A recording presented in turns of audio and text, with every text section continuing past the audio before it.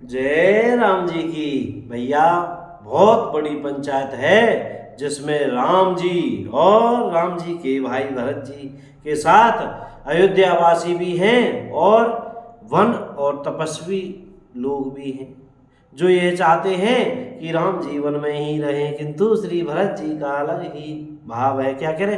भरत जी के पवित्र वचन सुनकर देवता हर्षित हुए और साधु साधु कहकर सराहना करते हुए देवताओं ने फूल बरसाए। अयोध्या निवासी असमंजस के वश हो गए कि देखें अब श्री राम जी क्या कहते हैं। तपस्वी तथा वनवासी लोग श्री राम जी के वन में बने रहने की आशा से मन में परम आनंदित हुए, किंतु संकोची श्री रघुनाथ जी चुप ही रह गए। प्रभु की यह स्थिति मौन देख सारी सभा सोच में पड़ गई। उसी समय जनक जी के दूत आए। यह सुनकर मुनि वशिष्ठ जी ने उन्हें तुरंत बुलवा लिया। उन्होंने आकर प्रणाम करके श्री रामचंद्र जी को देखा।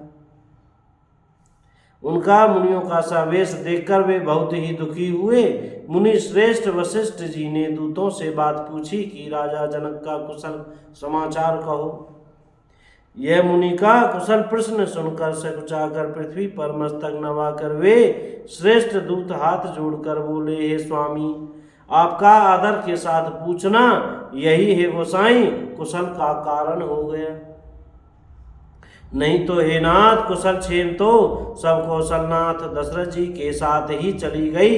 उनके चले जाने से यूं तो सारा जगत ही अनाथ स्वामी के बिना असहाय हो गया, किंतु मिथिला और अवध तो विशेष रूप से अनाथ हो गई। अयोध्यानाथ की गति दशरथ जी का मरण सुनकर जनकपुरवासी सभी लोग लोकवश शोकवश बावले हो गए, सुध बुध भूल गए। उस समय जिन्होंने विधेयक की शोक मग्न देखा, उनमें से किसी को ऐसा नहीं लगा कि उनका विधेय देहाभिमान रहित नाम सत्य है, क्योंकि देहाभिमान से शून्य पुरुष को शोक कैसा हो। रानी कुचाली सुनत नर पालहि, सूजन कछु जस मनि बिनु ब्यालहि। भरत राज रघुबर वनवासु, भा मिथिलेश हृदय हरासु। श्री राम जय जय राम। रानी की कुचाल सुनकर राजा जनक जी को कुछ सूझ नहीं पड़ा, जैसे मणि के बिना सांप को नहीं सूझता। फिर भरत जी को राज्य और श्री रामचंद्र जी को वनवास सुनकर मिथिलेश्वर जनक जी के हृदय में बड़ा दुख हुआ।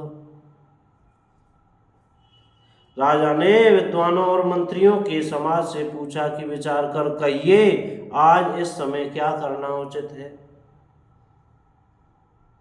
अयोध्या की दशा समझकर और दोनों प्रकार से असमंजस जानकर चलिए या रहिए। किसी ने कुछ नहीं कहा। जब किसी ने कोई सम्मति नहीं दी, तब राजा ने धीरज धर हृदय में विचार कर 4 चतुर गुप्तचर जासूस अयोध्या को भेजे। उनसे कह दिया कि तुम लोग श्री राम जी के प्रति भरत जी के सद्भाव, अच्छे भाव, प्रेम या दुर्भाव, बुरा भाव, विरोध का यथार्थ पता लगाकर जल्दी लौट आओ। जल्दी लौटाना, किसी को तुम्हारा पता नहीं लगने पावे।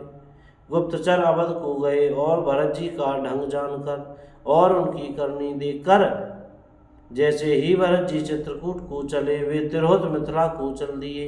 गुप्त दूतों ने आकर राजा जनक जी की सभा में भरत जी की करनी का अपनी बुद्धि के अनुसार वर्णन किया। उसे सुनकर गुरु कुटुंबी मंत्री और राजा सभी सोच और स्नेह से अत्यंत व्याकुल हो गए।